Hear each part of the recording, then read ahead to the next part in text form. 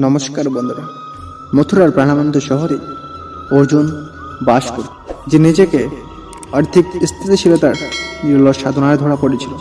একদিন জীবিকা অর্জনের চ্যালেঞ্জে আবির্ভূত হয়ে তিনি ভগবান কৃষ্ণের প্রেরণামূলক বাণীর শিক্ষায় সান্ত্বনা চেয়েছিলেন।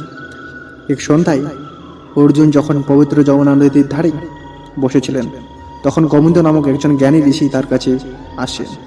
অর্জুনের অভ্যন্তরীণ অশান্তি অনুমোদন করে গোবিন্দ বললেন, শ্রীকৃষ্ণ বলেছিলেন, আপনি যা করেন তা যদি অত্যন্ত নিষ্ঠা ও শুদ্ধ চিত্তে করেন, তাহলে জীবনে কখনো অর্থের অভাব হবেন না। কৌতূহল হয়ে অর্জুন আরও নির্দেশনা চাইল। গোবিন্দ কৃষ্ণের বাণীতে থাকা গভীর জ্ঞানের বিষয়ে বিশদভাবে বলেছেন। কৃষ্ণ আমাদের শেখায় যে মহাবিশ্ব আমাদের কর্মের যে শক্তি বিনিয়োগ করি তার প্রতি সাড়া দেয়। আপনার কাজ যদি আন্তরিকতা, আবেগ ও অবদান রাখার অকৃত্রিম ইচ্ছা দ্বারা চালে, তাহলে মহাজাগতিক শক্তিগুলি সারিবদ্ধ হয়।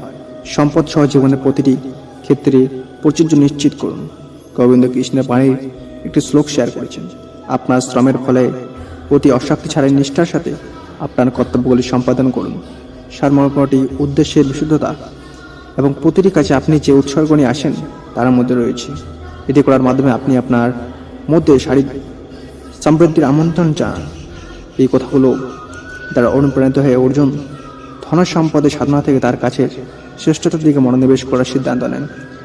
তিনি নতুন নিষ্ঠার সাথে তার দায়িত্ব গ্রহণ করেছিলেন, প্রতিটি কাজে তার হৃদয় ঢেলে দিয়েছিলেন।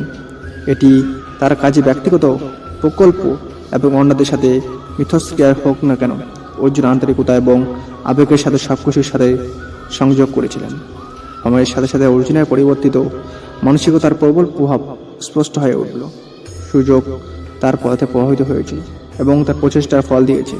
তিনি এবং আর্থিক স্থিতিশীলতা চেয়েছিলেন এবং স্বাভাবিকভাবে প্রকাশ পেতে শুরু করেছিলেন এবং আর্থিক প্রযোজনের সাথে পরিপূর্ণতার সহানুভূতি ছিল। অর্জুন বুঝতে পেরেছিলেন যে কৃষ্ণের বাণী একটি নিরবধি সত্য ধারণ করেছে, যে প্রযোজ্য একটি শুদ্ধ হৃদয় দ্বারা চালিত আন্তরিক এবং নিবেদিত কর্মের ফলাফল। মথুরা শহরটি অর্জুনের জীবনে একটি পরিবর্তন প্রত্যক্ষ করেছে, যা ভগবান কৃষ্ণের প্রদত্ত জ্ঞানের জীবন্ত প্রমাণ হয়ে উঠেছে। অর্জুনের গল্পটি একটি অনুসরণ হিসেবে কাজ করে, যে যখন কেউ তাদের ক্রিয়াগুলিকে উৎসর্গ, আন্তরিকতা এবং নিঃস্বার্থ চেতনার সাথে সারিবদ্ধ করে, তখন মহাবিশ্ব সদয়ভাবে প্রতিক্রিয়া জানায়, নিশ্চিত করে যে সম্পদের সাধনা একটি উদ্দেশ্যপূর্ণ এবং অর্থপূর্ণ জীবনের একটি প্রাকৃতিক ফলাফল হয়ে ওঠে।